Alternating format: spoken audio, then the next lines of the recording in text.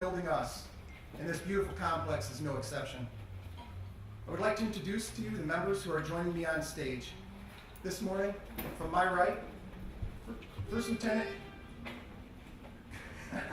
Chris McIntyre, Grand Rapids Post Commander. Thank you.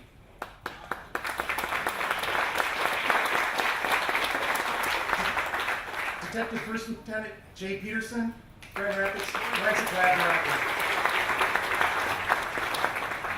Chaplain Chad Brown. To my left, Colonel Joe Gasper, Director of the Michigan State Police. Mr. D.J. Hilson, Muskegon County Prosecuting Attorney. And our Governor, Gretchen Whitmer.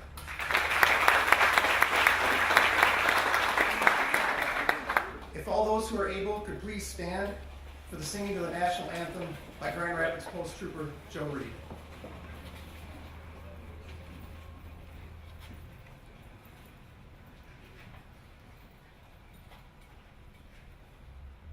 Oh, say, can you see by the dawn's early light what so proudly we hailed at the twilight's last gleaming, whose broad stripes and bright stars through the perilous fight o'er the ramparts we watched were so gallantly streaming, and the rocket's red glare, the bombs bursting in air, gave proof through the night that our flag was still there.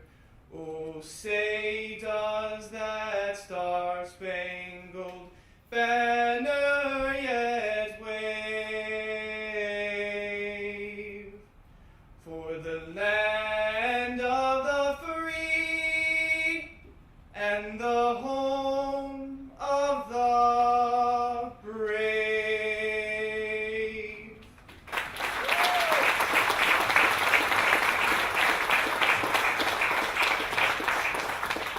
Thank you, Trooper Reed.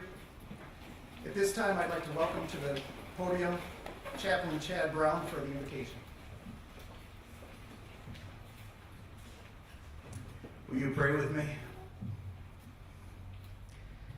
Father God, we thank you for this day, and we thank you for the strength that you give. We thank you for the wisdom that you provide, and we thank you for the many, many things that you have done. We are so grateful for all who made this building possible. And we dedicate it today, asking that it would be an instrument of justice for all the people of our community, and a symbol of safety for all who need a safe harbor and someone to protect them. Father, not only do we thank you for this building, but for all who will work here. We know they are dedicated people. We know they are brave people. We know they provide leadership and protection and care and healing and are a beacon of righteousness. May they feel your hand on their back, your guard to their right and left side, and your fortitude to walk into the darkness and evil. Protect all who wear the badge, and may they consider themselves for what they are, our great peacemakers in this great state. So, Father, may this building and all who represent what this building stands for bring unity and peace to our great city and the surrounding areas. In your great name I pray. Amen. Thank you, Chaplain. At this time, I'd like to welcome to the podium the Director of the Michigan State Police, Colonel Joe Gasper.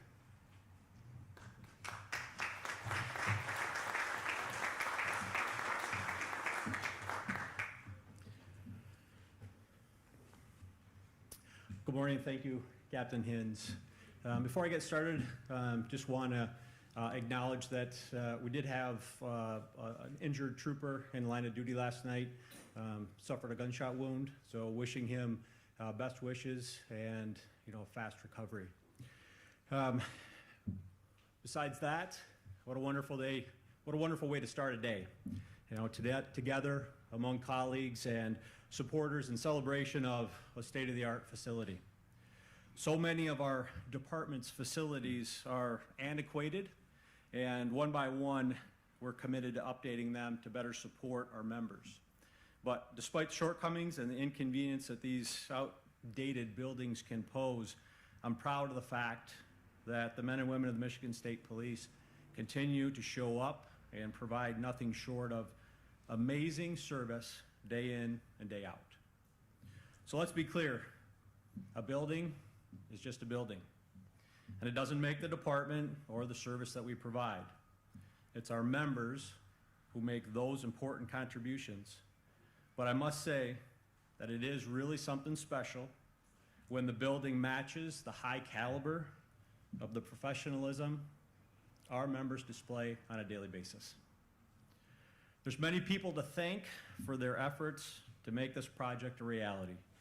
From Governor Whitmer, who we will hear from shortly, to the Joint Capital Outlay Committee and the officials here in the city of Walker, including Mayor Gary Carey Jr., who was in attendance, to our esteemed legislators, some of which are also joining us, including Representative Rachel Hood, Representative Tommy Brand, Representative Pauline Wenzel, and Representative Christine Morris.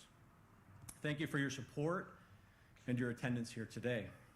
I'd also like to express my gratitude to the staff of the Michigan Department of Technology, Management, and Budget, who worked in conjunction with our MSP Management Services section to oversee this project. Thank you also to Owen Ames Kimball Company and the Hobbs and Black Architects and the many men and women who worked on this amazing facility. Back in August 16th of 2018, when we broke ground at this location, no one would have comprehended the challenges that were to come in the form of a global pandemic that ultimately resulted in a 6-month construction delay. As we all well learned how to safely navigate this new environment, we thankfully to the perseverance, dedication, and commitment of all involved, we find ourselves here today. As we look back to the very beginning, it all started with the Rockford Post, which was built in 1936 as part of the Works Progress Administration. The post was a mere 7,900 square feet and just over a half acre of land. In other words, it was pretty small. The main roadway at the time was Northland Drive, which was the main travel route from north to south. The placement of the post allowed the troopers to easy access for calls for service. However, over time, the construction of US 131 as the new north-south thoroughfare, the ability for troopers to respond to highway crashes and calls for service became much less efficient. Over the next several years, technology, vehicles, and staffing changed dramatically. The little post became not only the home of the Rockford Post and its personnel, but also that of the 6th District headquarters and many specialty units. To say it was bursting at the seams would be an understatement. Every inch of space was being utilized, including a closet that was turned into an office. The Grand Rapids Forensic Science Laboratory was in a building built in 1951 that consisted of 27,300 square feet on 2.6 acres of land. While it was larger than the post, it posed its own problems. There were leaks with the HVAC system in the roof. Blown fuses were a common problem, and the building was not handicap accessible, just to name a few of the issues that people dealt with daily. Despite these challenges, our scientists and technicians pressed on, processing over 12,500 cases per year, or 40,000 pieces of evidence in an outdated, overcrowded, and at times unsafe facility.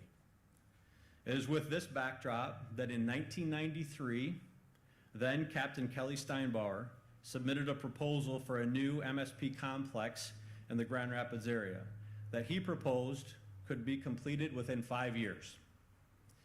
Every accomplishment starts with a decision to try. And it may have taken us 28 years to bring Captain Steinbauer's vision to life, but we've done it. This new 115,000 square foot state-of-the-art complex consolidates multiple MSP operations under one roof, achieving greater efficiency for the 2.2 million people who live within this service area. This new facility provides our troopers, civilians, detectives, analysts, and scientists with the tools to continue to provide high-quality service well into the future. With its central location and ease of access, calls for service can be handled with greater efficiency. Our law enforcement partners can easily access lab facilities for evidence processing and can utilize the various training rooms for yearly refreshers and meetings. For our guests here today, I hope you'll be able to join us for a facility tour to see exactly what a gem this facility is. It's certainly a point of pride for us, and we can't wait to share it with you. At this time, I now have the honor welcome to the podium Governor Gretchen Whitmer. As a lifelong Michigander and a former prosecutor, attorney, educator, state representative, and senator, Governor Whitmer is focused on getting things done that will make a positive difference in the people's lives here in our state. Her leadership helped get the once in a century pandemic under control and laid the groundwork to rebuild Michigan's economy back stronger than ever. She's focused on fixing our roads, cleaning up drinking water, investing in our schools, and expanding opportunity for all. Closest to our hearts, she's been a strong advocate and supporter of law enforcement and the public safety by making continual investments in our department. It is now my pleasure and honor to welcome to the podium Governor Gretchen Whitmer.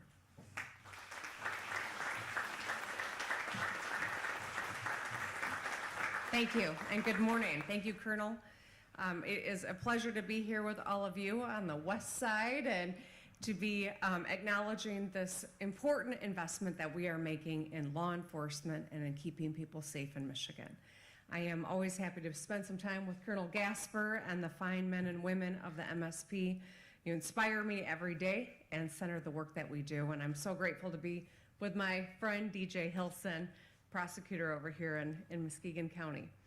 Of course, our thoughts and prayers are with the family and the trooper who is recovering from being shot in the line of duty last night or early this morning. Today, though, we are here to acknowledge this important investment that we are making and that we've seen come to fruition. A vision that started as an idea 28 years ago, before some of the men and women who are troops now were even born. So it is thrilling to see that this progress has been made on a project that's something that's so important that supports our brave law enforcement officers who work so hard every single day on all of our behalf to keep our communities and our people safe. As a former prosecutor and as your governor, I share the dedication that you show every day to public service, and I commend you for always putting people first. That sense of service is something that unites us. Since taking office, we've been laser focused on putting Michiganders first and delivering on the kitchen table issues that make a real difference in people's lives.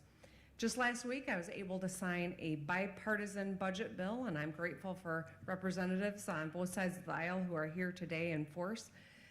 This budget that we were able to find common ground on funds law enforcement by delivering more resources to state police to help hire more troopers and expand and improve training, helps us invest in our 911 system upgrades, put 167,000 Michiganders on a path to tuition-free higher education or skills training, expands low or no-cost childcare to 105,000 Michigan kids, and repairs or replaces 100 bridges, creating 2,500 jobs in the process and keeping you safe as you're patrolling Michigan roads.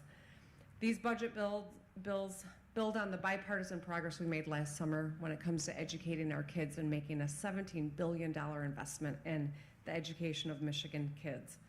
When we work together, we can accomplish great things. There's no question. We've shown that. And as we emerge from this once-in-a-century pandemic, We are poised for a once-in-a-generation economic comeback as well.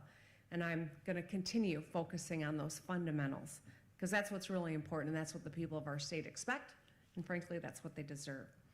So the facility that we are opening today really is a game changer for the state police. It'll help you all do your jobs more effectively. We're bringing 3 facilities, the Grand Rapids Post, the Grand Rapids Forensic Sciences Laboratory, and the 6th District Headquarters together under one roof. It'll increase collaboration and it'll drive down costs. And this is 115,000 square feet of possibility, staffed by laboratory professionals, uniformed troopers and sergeants, and special units like the fire investigation and crash reconstruction units. I want to commend the MSP for the building, the real estate and facilities experts who came together with the DTMB for working together to get this done. And I want to briefly touch on some of our shared priorities: keeping families and communities safe and reducing crime. The FBI crime report that came out recently is clear. Violent crime is up all across the United States. Every Michigander, no matter who they are, where they live, deserves to feel free and safe and know that they are able to live their Michigan and American dream without being confronted by crime and violence. And that needs to be true for every person in every single community. We won't accept normalcy as one where we've got to worry about these things, and that's why our work in this space is so important. And that's why today I am proposing a $6.35 million investment to get illegal guns off of our streets and reduce crime further. To do that, we need to tackle our backlog in our court system. Now, this is something I've been hearing from law enforcement all across our state, from judges and prosecutors and community leaders across Michigan. The backlog is real, and it's years long, and it's been exacerbated by the pandemic. We've got too many cases that are awaiting action that are firearm related. It's piled up during the pandemic, and by making this $6.35 million investment, we can bring it down. One way to reduce this backlog is to increase the number of visiting judges with funding for prosecution and defense staff. This will ensure that justice is done for our communities, and Michiganders who've already been convicted or awaiting sentencing are not on the street during the months and in some cases years between. So I look forward to discussing this and other pieces of our plan in the weeks ahead, and I know that the legislature and I can come together on this shared priority. We can make these investments in public safety together. Our guiding principles have to be clear. We need to bring down crime. We need people to feel safe and to be safe. We need more perspectives at the table, and that's why my team and I have been meeting with hundreds of law enforcement experts, officers, community leaders, faith leaders, and families over the last few months in particular. And based on those conversations, we've put together a framework that utilizes $75 million of federal funds that have been available to Michigan through the American Rescue Plan to invest directly in public safety. And this framework is broken into 3 big buckets informed by all of you, the experts. The first, today's proposal to tackle our court backlog and get illegal guns off the streets. The second, resources to help law enforcement be better equipped to reduce crime. And third, holistic investments to expand opportunity through education, jobs, and our improvements in our criminal justice system. Please know that as governor and a former prosecutor, I've got your back. This will center the work that I continue to do so long as I'm the governor of this great state. I recognize and appreciate the incredible sacrifices that our law enforcement community makes every single day. Together, we are going to build a more safer, more just Michigan where every person, every family can thrive, and where every child gets a great education and every person has a path to a good life in this great state. So we will continue to work together on that front. And now I would like to pass it over to my friend, Muskegon County Prosecutor DJ Hilson, who will talk a little bit about the backlog, what an investment could mean in terms of their efforts to keep people safe and to work in conjunction with the incredible law enforcement officers we honor today. Thank you, and please welcome DJ Hilson.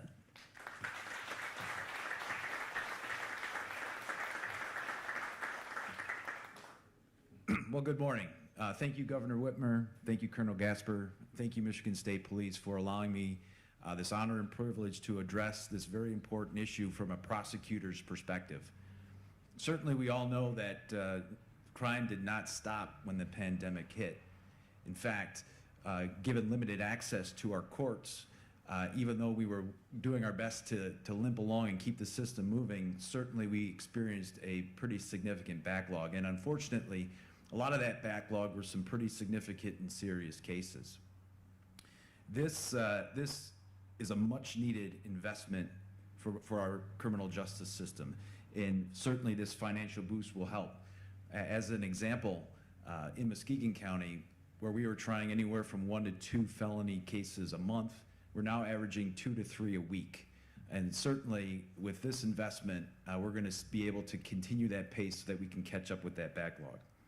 This increase in resources will allow us prosecutors across the state to continue to bring fair, balanced, and efficient justice in the courtroom, as well as increase public safety in our neighborhoods. So again, I thank the leadership of Governor Whitmer, and I look forward to working with my friends in the Michigan State Police as well as local law enforcement. Thank you very much.